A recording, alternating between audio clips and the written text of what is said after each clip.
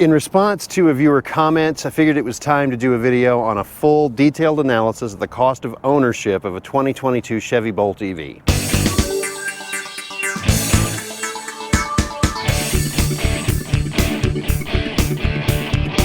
So the first thing to talk about is how much the car cost when it was purchased. I'm going to show you the window sticker, and you can see from the window sticker that this car was $33,935 was the manufacturer's suggested retail price. When I purchased it, General Motors was offering a $5,900 rebate on the Bolt EV, so that $5,900 came off of the price. Since then, for the 2023 model year, Chevrolet has lowered the price of the car and gotten rid of the rebate. And it's now about $1,400 more than what it ended up being when I purchased it. I also got a $500 discount through General Motors, so my overall cost of the car, the price I paid for the car, was $27,535. But when you're talking about cost of ownership, you shouldn't talk about the window sticker. How much is the car going to cost me over the time that I drive it? And really, if I trade this car in a few years, I'm really only paying for the depreciation. And to find out the cost of ownership, I had to do a little bit of math and a lot of research. The first thing I did was I went to Edmunds.com, and they have a cost of ownership calculator on their website that calculates the total cost of ownership over the period of 5 years. And you can see on the screen the chart for that Edmunds says the car is $37,612 cost to own. Now, for comparison, our 2019 Subaru Crosstrek on the same Edmunds chart is $40,622. So the Bolt is less money in the cost of ownership calculation according to Edmunds. But the main thing that I want to go into with this video in detail is where my numbers and the Edmunds numbers differed, and then you can draw your own conclusions from there. The first thing to figure into the cost of ownership calculation is insurance. So I went into my own actual insurance policy. I pay my policies monthly, but it's a 6-month policy when I get it. To do cost of ownership the way Edmunds did it, I had to multiply that by 2 to get the cost of insurance for the course of a year.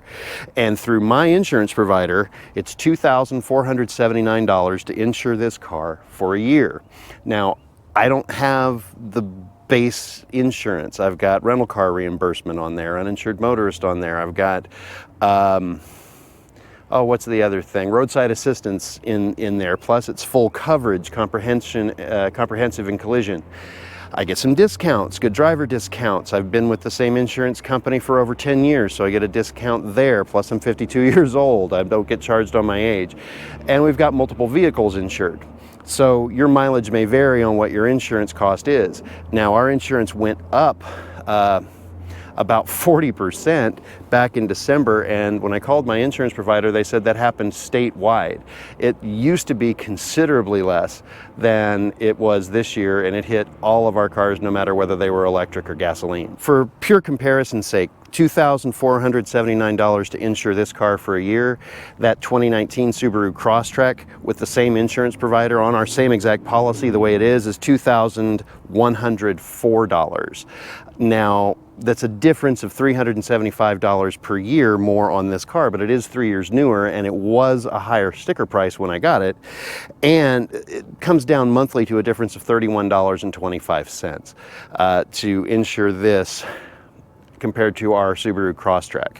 Now, the commenter that I'm making this video based on a response from claimed that he was getting his insurance for $300 a year. I have to assume that that's not including comp and collision, and it's bare bones insurance.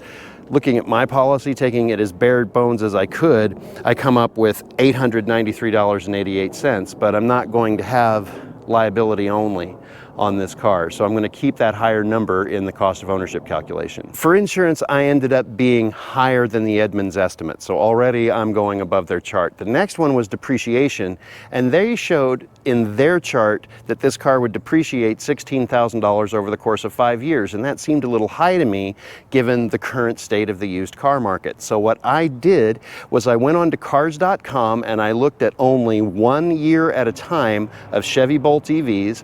I had to go just straight up Chevy Bolts because they didn't make a differentiation between the EV and the EUV before 2022. So I found the least expensive Chevy Bolt I could. I took the distance filter off and made the search nationwide. Now, the cheapest 2022 I could find was $26,813. The cheapest 2021 was $22,995. For 2020, $19,999. For 2019, $18,900. For 2018, this was weird, it was more expensive than the one before it, $19,950. And finally, a 2017 at $16,498. So looking at real prices at dealerships and from private sellers, retail prices, retail depreciation, the total depreciation comes to $11,037 compared to the 16. So now I'm ahead of Edmunds. I didn't want to get too far deep in the weeds on repair costs, so I kept Edmunds estimates exactly the way that they were. And for taxes and fees on their line, I pulled out the contract from the day I bought the car, added up all the taxes and fees, and that came to $1,716.08. Then for each year after that, my taxes and fees are not going to change. The state of Texas charges $75.50 to register this car, and it is required to have a safety and emissions inspection. All vehicles are, but this car has no emissions, so it's only a safety inspection, and that comes to $7 every year. So my taxes and fees for the years 2 through 5 are $82.50. Financing was a little trickier because you pay interest on the car loan. If I have a loan on this car, and the amount of interest that you pay over the course of the loan changes every month. So what I did was I took the amount financed on the car, and then I subtracted that from the total of all of the payments that I'll be making, and that works out to $759 every year on average. Now, that's if I pay the car, if I wait till the end of the loan to pay the car off. So I just plugged in that $759 for each year. I know that's not right, but I am not going to pretend to understand financing that's beyond me. Next comes maintenance, and this is where an electric vehicle starts to really shine, because this car doesn't need any oil changes. It doesn't need to have an air filter replaced for the car. It doesn't need transmission fluid flushes. Brake jobs it's not really going to need either, because it's hardly ever going to use the mechanical brakes. The maintenance that it does need is as follows. At 7,500 miles, it's recommended by Chevrolet to rotate the tires. According to RepairPal.com, the estimate for that is $44 each time you do it. Now, I've had the tires rotated on this car, but the dealership did it for me for free. It was a complimentary because I bought the car there. So I have to use RepairPal's source for that. At 15,000 miles, I'm supposed to replace the wipers. And as you can see, these wipers are not small. They're pretty large. And at 15,000 miles, it's recommended to replace them. So I've got the two on the front and a smaller one on the back. I found these at O'Reilly, and according to the O'Reilly website, all three of them together are $53.97, plus there's tax. At 22,500 miles, I need to replace the cabin air filter. At O'Reilly Auto Parts, that's $37.99. At 75,000 miles, I need to replace the hood struts. Don't have hood struts, so I don't have to worry about replacing those. And the rear lift gate struts. It's recommended to do that. Now, that was a little trickier. If I did the work myself with 4 struts, at O'Reilly I'm looking at $131.96. After 5 years, I'm supposed to flush the coolant system. Now, the batteries in this car are liquid cooled, so flushing that system is $111 according to RepairPal. Also at 5 years, the brake fluid needs to be replaced, and according to RepairSmith, couldn't find it on RepairPal's website, that's $149. The big one comes after 7 years of ownership of replacing something called the air conditioner desiccant, and the owner's manual recommends you take it to the dealer to do that. According to RepairPal, the estimated repair cost on that is $545, but that's once in 7 years. Every month I get an email from OnStar that is a diagnostic report, and as part of that diagnostic report, it shows me the amount of miles I've driven, how the estimated efficiency written as miles per gallon equivalent, or MPGE. It tells me electricity use in the terms of how many kilowatt hours I've used per 100 miles and how many pounds of carbon I've avoided. According to the OnStar diagnostic reports, I average around 1,500 miles a month, so that's how I'm basing my mileage calculations per year. In year 1, I will need 2 tire rotations and I'll have to replace the wipers. Year 2, I'll need 3 tire rotations, replace the wipers, and replace the cabin air filter. In year 3, I will need 2 tire rotations, replace the wipers and the cabin air filter. Year 4, 3 tire rotations, 2 times replacing the wipers, 1 cabin air filter, and replace the liftgate struts on the back of the car. In year 5, I'll need 2 tire rotations, once on the wipers, once on the cabin air filter, and I'll need to flush the coolant system and replace the brake fluid. All of that added up comes to a total of $1,395.74 over the course of 5 years. Last thing that Edmunds lists is the cost of fuel. For our Crosstrek, it's gasoline.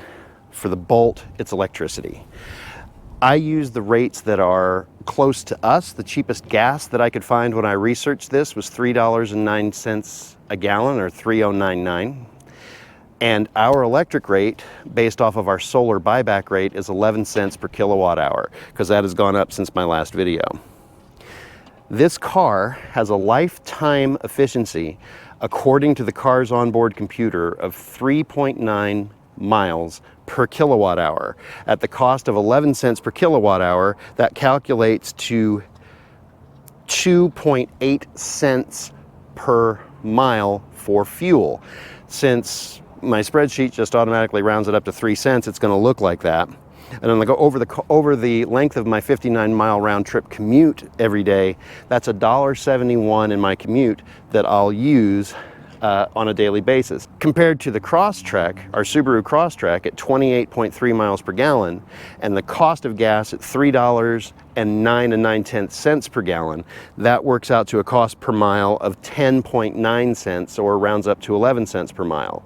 Over my 59-mile commute, that's $6.46 for fuel just for my commute.